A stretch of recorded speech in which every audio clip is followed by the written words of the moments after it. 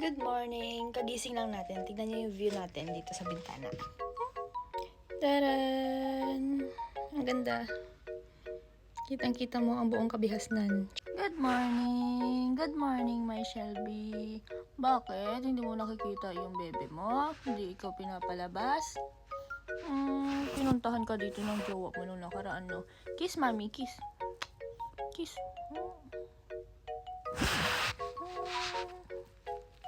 Love you. And gumawa nga pala tayo ng retinol salad. So sabi nila kailangan daw natin kainin yung retinol. So guys, kakain ako nito for 2 weeks. Sasabihin ko sa inyo kung effective ba talaga. So this is my day 1 ng pagkain ng retinol. And ipapakita ko sa inyo kung okay nga ba talaga. So dahil Sunday ngayon, bumili ako kahapon ng itatanim namin. Diba? Namimiss ko kasi yung pagpa-farm.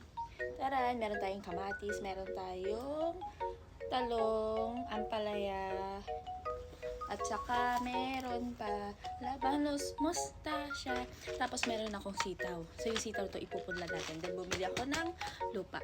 So tignan niyo yung pagtataniman ko dahil medyo nandito tayo sa syudad. Sa syudad. Namimiss ko na yung kalupaan ko. So dahil nandito tayo sa syudad, tapos nakakita ako ng konting kalupaan, sabi ko tataniman ko to. Sayang, 'di ba? Ganun ata kapag farmer ka na eh. Pag nakakita ka ng lupa sa syudad, sabi mo, ay, pwede pa to. So this is my first spot. Medyo na anuhan siya ng sunlight. Sayang kasi itong konting space, 'di ba? Oh. As a farmer, alam niyo 'yan. Sayang to dito na part. Kasi may direct sunlight naman. Next ito. Oh, 'di ba? Sayang. Sayang to. Lupa din to. Can I feel the soil? Maganda siya. Pwede pa. Oh, tapos ito, itatapon lang yung mga hindi kailangan. Itatapon. Kala mo sa akin eh. So, ayusin natin to, tsaka ito. Diba, konting spot lang, pero okay na to. Bago nga lang ako dito, gusto ko magkaroon ng kaibigan. So, mag-walking-walking muna tayo ng kaunti. Nagdala din ako ng aking mahiwagang barya para pag nakakita tayo nagbibinta ng pandesal, bibili tayo. Charis. So, sana makamit tayo ngayon ng bagong kaibigan. Nung nakaraan kasi kapag nag-walking-walking ako dito, wala akong makikita friends. Meron man ako nakikita mga tao, kaso hindi nila ako pinapansin. Hindi kagaya sa Inaka or sa saan ba yun? Ano ba Inaka? Sa probinsya, na kapag ginit mo sila, or kapag nakita ka nilang foreigner, naka-smile sila, ginit ka talaga. So culture siya. Medyo culture. Kasi 6 years ako sa probinsya. Then first time ko mapunta dito sa syudad. Yung mga kapitbahay ko, hindi ko sure kung medyo friendly sila or hindi. Pero nakailang lakad-lakad na ako dito. And hindi sila ganun masyadong friendly. Pero baka hindi ko pa nami-meet yung mga taong para sa atin talaga. Charis. Diba, dito tayo sa ilalim ng cherry blossom. Wala na,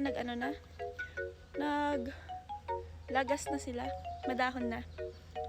Shh, ang daming bubuyog. Pakinggan natin. Diba?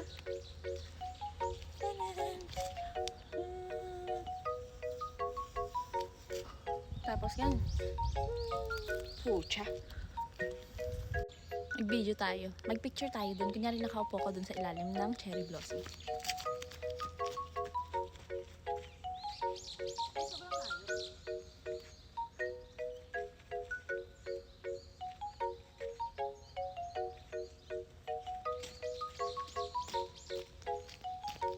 Ang layo pala. Wag na. Look yung playground. Wala pa rin tao. May tao ba dito? Mula nung napunta ako dito, hindi pa ako napunta sa city. Sana makapunta tayo ng city sa mga susunod na araw. Tignan nyo yung playground nila dito. May swimming pool. Kasi mukha na siyang pan. Tapunan ko kayo ng tilapia dyan, no? Sayang. Hanap tayo ng bilihan ng kape. Walking. Ang auntie mo. Isang probinsyana ang napunta sa syudad. Naghahanap siya ng kaibigan, pero wala siya mahanap na kaibigan. So naglalakad-lakad siya, gagi. AI yan. So naghahanap-hanap siya ng mga kaibigan.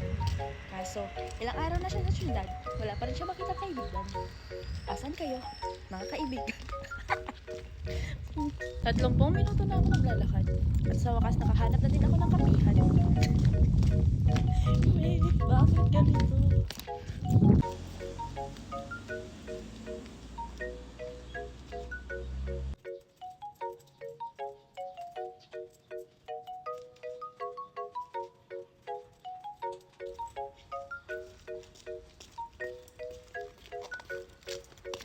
Nakalimutan ko yung wallet pala na bit-bit ko yung mga bare. Yung mga tagsa 10 ang laman. Papakita ko sa inyo. Oh, Japan na Japan. So, anong bibilhin natin dito? Shoot natin. Tanan! Ayun, pangatlong araw ng paglalakad-lakad ko pero wala pa rin ako na-meet na bagong friends. Asan ba yung mga tao dito sa Tokyo? Nasa syudad ba kayong lahat? Nasaan ba kayo? Nasaan ba kayo? So may nakita ako dito, magtatanim na lang tayo. May nakita akong nagtanim dito dati. Ayan. Kaso be, yung lupa mo hindi angkop ang lupa mo sa pagtataniman ng mga bagong sibol. Kailangan walang bato-bato. At dapat yung lupa mo hindi ganito. Medyo matigas yung lupa mo, clay siya. So dapat pag ikaw nagpunla, kung ganito ang lupa ang gagamitin mo. Galing yan sa expert. Galing yan sa nagbubukid. Galing yan ng Pukoka. Huh? Anji Gabor, farmer in Japan. Hindi na farmer in Japan. So magtatanim lang naman tayo ng kaunti. Pero gagamitin na lang din natin to. Gagamitin na lang din natin tong lupa niya sa susunod.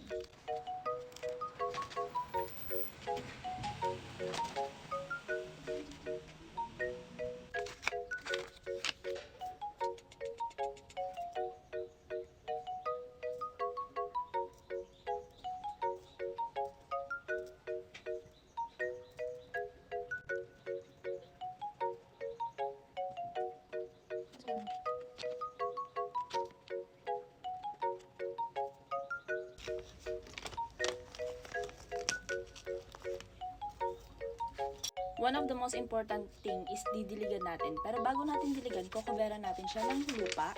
Kasi yung weather dito, malamig pa. So, dapat para hindi mabigla yung ating mga buto. Wow! It blank rainy today. Mabuha ko sa English.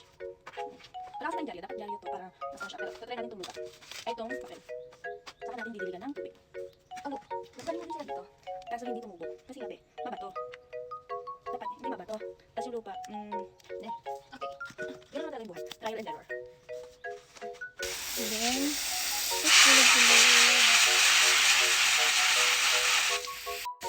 so yun yung video natin today. Sana tomorrow kapag naglibot-libot. Sana tomorrow kapag naglibot-libot ulit ako. Marami tayong friends na makita. I'm so excited. Bye.